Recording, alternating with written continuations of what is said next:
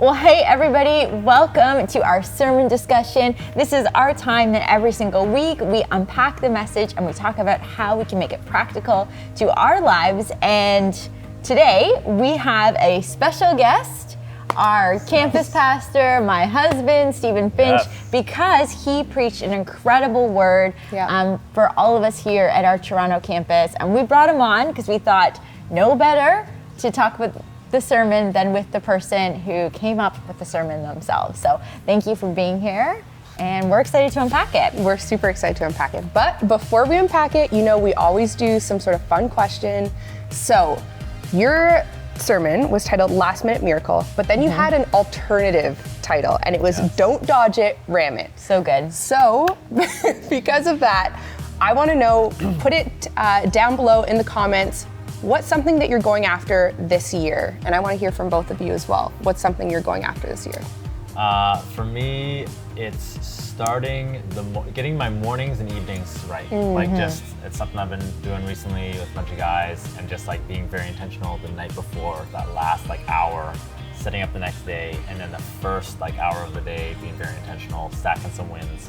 And already it's been like a week and a half, I guess, I've been doing this, and so very, very new, but it's kind of in the flow of, you know, going after things with the message. So already seeing great progress. So just being intentional with that. Yeah. And, like, getting in my time with God early in the morning before I check my phone.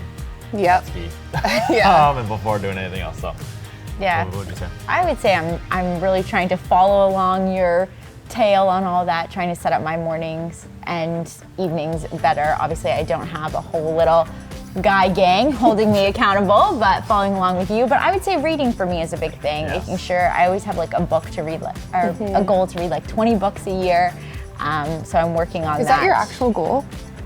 Yeah, I didn't know that. Established right here. Yeah. Right now. 20 books a year. 20 books a year, great. 20 Right. books a year. But I feel like I hit it last year. I feel like I did for more sure. than that. For sure. So making sure I'm doing that and staying on track. I'm reading a great one called Befriend right now, which is just all about learning how to establish great relationships. So it's been good. So that's mine. What about you?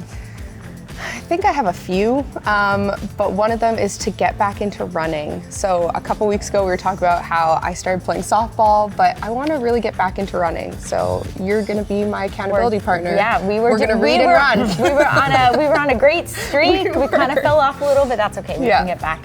We can get back into Do you it. do that at the same time? Read and run? You probably could audiobooks. You Audiobooks. 1,000% could. I tried that once though, and and I run. didn't love it. It might be a little slow because you'd be like Yeah. going to the tone of the book. You gotta go and it 2 might be the times same. on the Yes. audio. Just crank it right up. Yes. That's so good. But your message was awesome. I loved it. I'd love for you to just, for the people who weren't able to come in person, give us like a little recap of your main points. Yeah, for sure. As you guys mentioned, it was the Last Minute Miracle was the Yes. title. I love a good last minute miracle. God showing up in the last minute.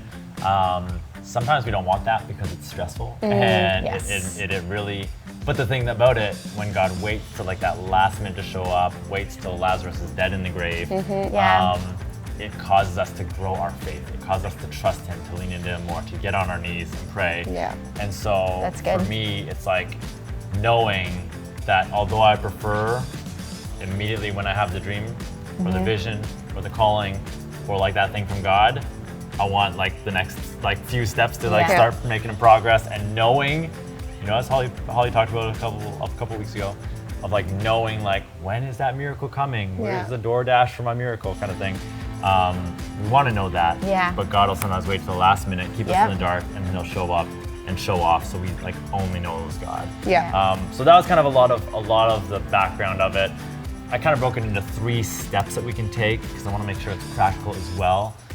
So number 1 was remember what God spoke. If you're in a situation, you're just kind of waiting for that miracle, you're believing God for something, remember what He spoke to you. Maybe He has given you a dream or a promise or like something in your life that maybe you're just believing for.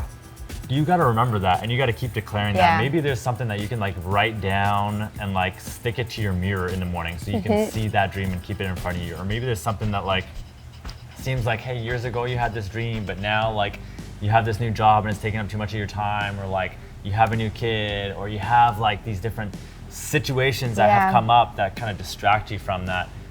you got to keep it in front of you. Don't believe that if God just spoke it in in a past season, that He's not going to currently be able to do that as well. Because one thing that I shared was that your past doesn't define your future, but it can inform it. And how a lot of times we look back to our past and we let it define our future. We say, hey, I was a failure.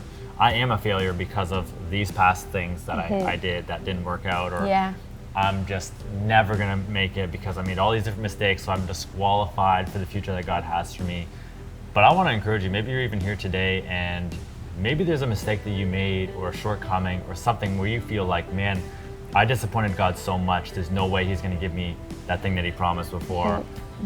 I don't believe that's true. I believe that's a lie of the enemy, and so I want you to just continue to believe that thing that God originally spoke. He has grace for that situation. He wants to move you forward through it. And a lot of times God will allow you to like learn through that as well. So that's kind of like point one. Yeah. So good. I love that. I think it's just so important to remember like those things that you know God has called you to, and realize that like none of us have it all together. None of us have it perfect, but just believing that like our past experiences really do make us into the people that we're called to be, and nothing is wasted. So everything that we've gone through, it is going to be used for good. Yeah. So that's good. I think one of the points that you shared on Sunday was what happens when what God spoke doesn't line up with your current circumstances. Yeah. And that is like, then you have to go back and look at like, what did God originally spoke? And I like that idea of like keeping it in front of you. I love sticky notes on my mirrors. Yes. I have them everywhere. I have them on my whiteboards so that when I'm working at my desk, I can like look over and be like, I remember that that's what God spoke. And that's even what He believes me to be, or what He says about me. So Yeah. So point number 2 was access His presence. Okay. Access His presence, because as you just said, sometimes the situation that you're facing is different than the promise He spoke, and so you have to lean into God in this time. You have to keep spending time with Him. You have to really go after what God has for you. And one thing I said is that your practical next step doesn't matter as much as the step you can take towards God. Yeah. We can get so concerned with the practical next step. We can get so concerned of like, God, what do I need to do? What do I need to do?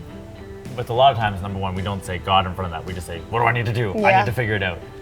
But we need to go to God first. We need to include Him in it. And I shared a little bit of a story of like, we were stuck on a plane, we were trying to figure out how we're gonna get it. There was a big delay, thought our flight was gonna get totally canceled for the second time. And we're gonna have to like drive down to Charlotte, North Carolina. Crazy story. But it took us like literally 3 hours on the tarmac, minus like 3 minutes. So like 2 hours and 57 minutes to finally say, no, we need to go and pray and really bring God into the situation. Where I feel like God just wants us like, hey, as soon as we can. I feel like maturity in our faith, you're growing in your faith when you go to God sooner. It's like, I wish I could track the time and be like, this is the problem I had. It took me 7 days to go to God. This is the issue I'm having now. Man, I got it to Him like the same day. It started in the morning, and like in my evening prayer, I brought Him into it. And so like continuing to shorten that time that you go to God during it.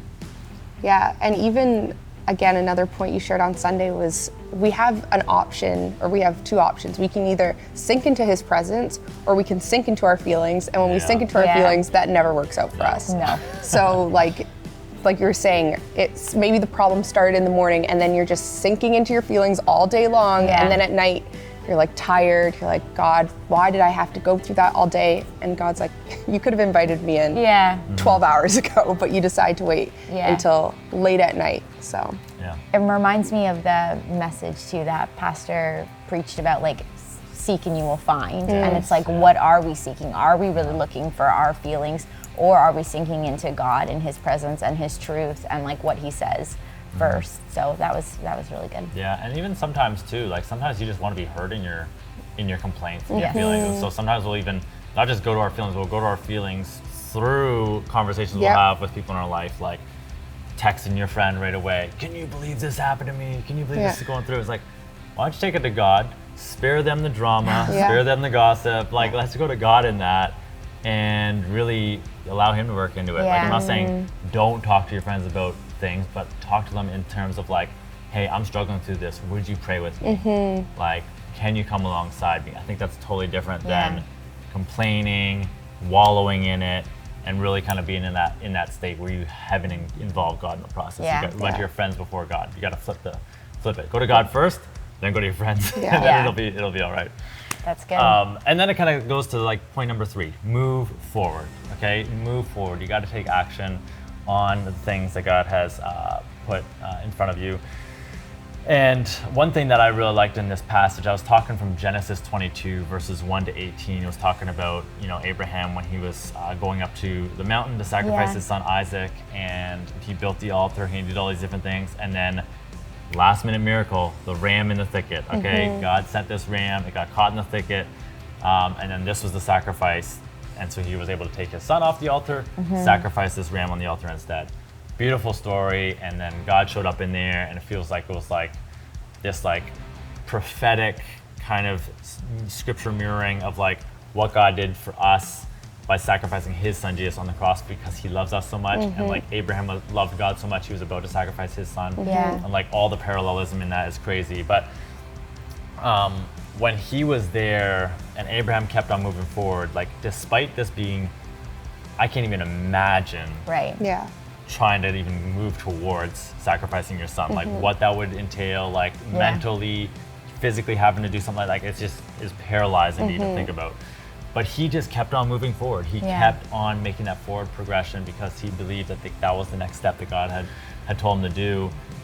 But one thing that was very interesting in this is I was just wondering, like, when Abraham was up on the top of the mountain, he was there, and it says God sent this ram in the thicket, the ram was caught there. So God sent this ram to the top of the mountain to be there, to be this like sub in for the sacrifice, because he was like, hey, I see you, you trusted me, don't sacrifice your son, here's the ram instead.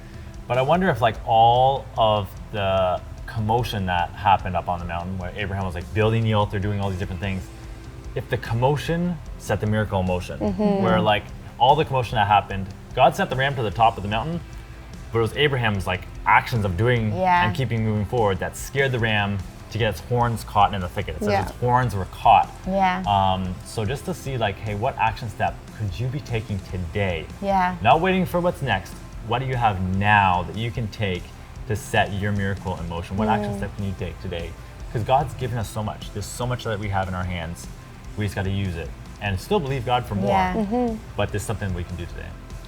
I love kind of what you said there too. It was like declare in advance what you're believing God for, and like really believing that like if God like has spoke something for you and if He has a calling for you, like declare what you want to see and put that energy towards that positive thinking. So I want to encourage all of you, like declare in advance what you want God to do in your life, believe for it, and like remember that God is a miracle working God, and He really can do more than we can ever ask or imagine. And make it plain, write it out. Like I know even before I came into ministry, I was reading this book called Crazy Faith, and it talked a lot about just like writing out what you're believing God for. And then it's so cool to go back and be like, wow, I wrote that out and I was believing God for that, and now it's coming to pass. And so just like write it out, make it plain, and declare it with your mouth. Because like if we say God is who we claim He's this almighty and all powerful God, like then we should be able to speak that with the things that we're believing in Him for. So I love that. And even with the writing it out, like put a little box that you can check off after beside it. Like just write the little check box, just knowing that I'm going to be able to check this off one day, and like that's your declaring in advance, like here's the promise I'm going to write out. That's good. But I'm going to put the little box beside so that I know that I'm going to check this off. Like God's going to come through. That's so good. Well, I hope that encouraged you. I hope this can be a message that you look back on and you can kind of see where God's gonna bring you through next. So thanks for tuning in with us. We'll see you next week. See ya.